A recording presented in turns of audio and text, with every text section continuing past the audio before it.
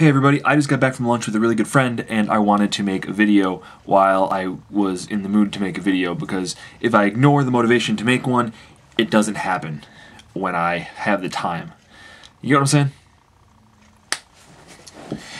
Anyways, I know we're already 3 weeks into 2010, 2010, but I wanted to let you guys know what I'm doing in terms of not so much a New Year's resolution, but a project I have underway for 2010.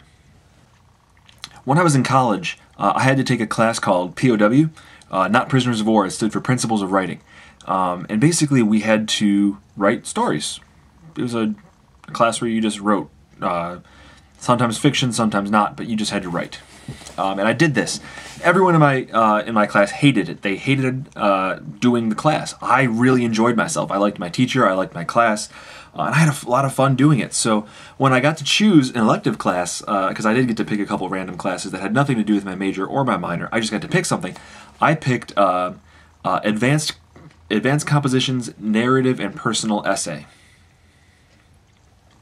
which basically meant that they would give me a story idea, or they'd give me guidelines for a story and I would have to write it, or they'd give me a format and I would have to write a story within the format they gave me. Anyway, when that class was over, my college was in the district that my... Okay, let me explain this to you real quick here. I was born and raised in Buffalo, so I went to a church outside of Buffalo. So my church is in the Western New York district of my denomination. So my denomination had a gathering of all the pastors in the denomination to get them together for some sort of seminar or something. And they all met on campus where I went to school, which was Houghton College.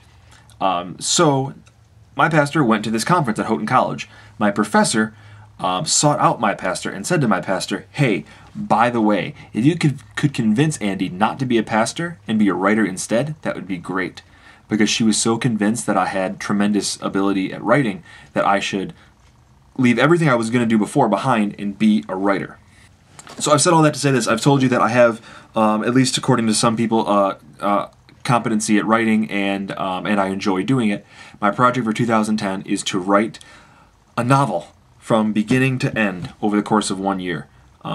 Hopefully with a full revision in there as well. So it's something that I've been really working on over Christmas break, not Christmas break, while I went to Baltimore for a youth conference in late December, and I picked up this book, Your First Novel, and I've been working through this book trying to figure out exactly what my story is going to look like shape-wise or whatever. I'd like to share a little bit of the process with you, if you guys don't mind. Some people have made video series about weight loss. Some people have made some video series about their time at school. I did some about a couple different things before. Throughout the course of the year, I'm going to be giving you guys status updates on how the novel is coming, and I need you guys to keep me accountable. Hey, are you writing? Are you actually working at this, or is it something that you gave up on when it got a little challenging and a little time-consuming? Anyway, about the story is still kind of in the early stages. My goal is to have a good outline of it done by the end of this month, so I need to put pen to paper here pretty quick. But I'll tell you what kind of story it's going to be. There's going to be two main characters, and they're going to be very opposed in their viewpoints. Essentially, think of the difference between in comic books. Think of the difference between Metropolis and Gotham City. Think of the differences between Batman, Superman. Think of, if you watch Lost, think of the differences between Jack and Locke. Think of just, you have one character who is a cynical guy who is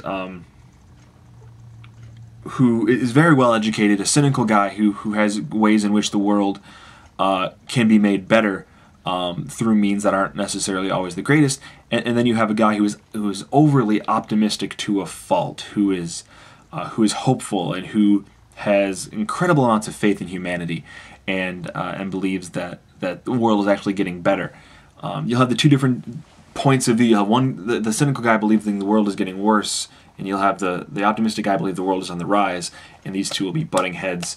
Because dialogue is my absolute favorite thing ever.